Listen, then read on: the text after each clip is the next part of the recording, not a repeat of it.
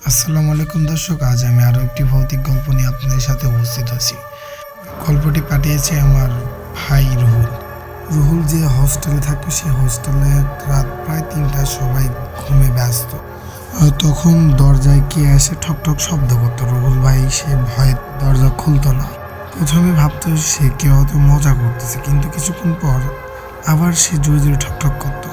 রুহুল ভাই বিছানা থেকে উঠে দরজা খুলতে যায়, দেখে কোনো এক ছায়া দাঁড়িয়ে আছে।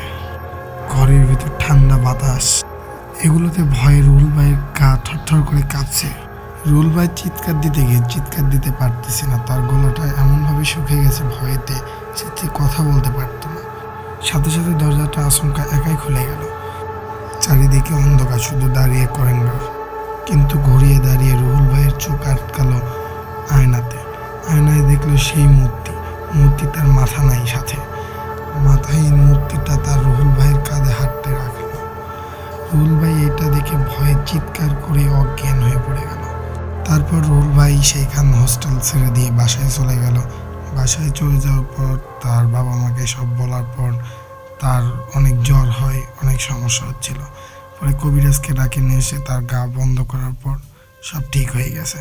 আপনাদেরও এমন কোনো গল্প থাকলে আমার সাথে শেয়ার করতে পারেন। আর রুহুল ভাই আমাকে যেভাবে গল্পটি বললো আপনাদেরকে সেভাবেই আমি শেয়ার করলাম।